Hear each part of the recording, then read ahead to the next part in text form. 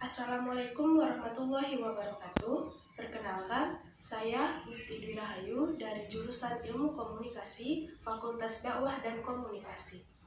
Di sini saya akan membahas sedikit mengenai moderasi beragama. Nah, yang pertama, kita akan membahas apa itu moderasi beragama. Moderasi beragama itu adalah suatu pandangan dalam beragama.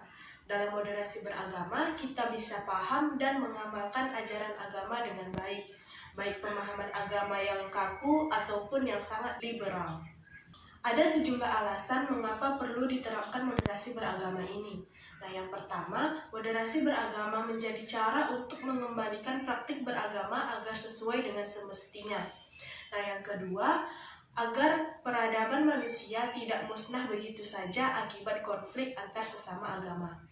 Selanjutnya, dalam menyebarkan kebaikan beragama, ada yang sampai melakukan hal berlebihan atau bisa disebut dengan ekstrim. Apakah ekstrim dalam beragama ini buruk? Nah, sikap ekstrim dalam beragama juga akan memberikan dampak negatif terhadap agama itu sendiri, dan secara tidak langsung akan menimbulkan bencana di luar agamanya. Nah, ekstremisme ini akan menyebabkan agama menjadi pihak yang memunculkan kekhawatiran antar masyarakat. Contohnya, bisa kita lihat dari hal yang sering terjadi, yakni terlalu fanatik pada satu pendapat dan tidak mau mengakui pendapat orang lain. Kemudian ada contoh lain seperti mewajibkan sesuatu yang tidak pernah diwajibkan oleh Allah Subhanahu wa Ta'ala. Nah, orang yang memiliki sikap berlebihan dalam beragama ini seringkali mewajibkan sesuatu yang tidak diwajibkan agama. Sering mengajak orang lain melakukan hal yang sulit, padahal agama sudah mempermudahnya. Nah, kita juga harus berhati-hati dalam mengartikan moderasi agama dengan moderasi beragama, karena hal ini sangat berbeda. Menurut Direktur Jenderal Bimbingan Masyarakat Islam atau Kemenak, Kamarudin Amin, beliau menjelaskan bahwa konsep moderasi beragama berbeda dengan moderasi agama. Agama tidak perlu dimoderasi, karena agama itu sendiri telah mengajarkan prinsip moderasi, keadilan, dan keseimbangan. Contohnya, memberi pemahaman secara benar dan tidak dilebih-lebihkan mengenai perlunya sikap toleransi antar sesama agama.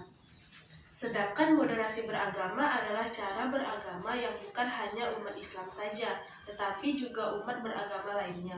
Contohnya seperti tidak bersikap rasis terhadap agama sendiri maupun agama yang lain. Pentingnya moderasi beragama adalah karena ia menjadi cara mengembalikan praktik beragama agar sesuai dengan esensinya, dan agar agama benar-benar berfungsi menjaga harkat dan martabat manusia, tidak sebaliknya.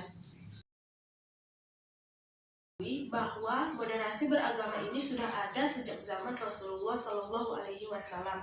Contohnya, saat menghadapi perbedaan sosial antara kaum muhajirin dan kaum ansor, Nabi Muhammad SAW memberikan solusi moderatisme yang tepat, yakni berusaha menyatukan kekuatan yang ada dengan semangat menyusun masyarakat baru, sebagai kesatuan sosial yang terus berkembang untuk menghadapi tantangan dan rintangan dari dalam maupun dari luar.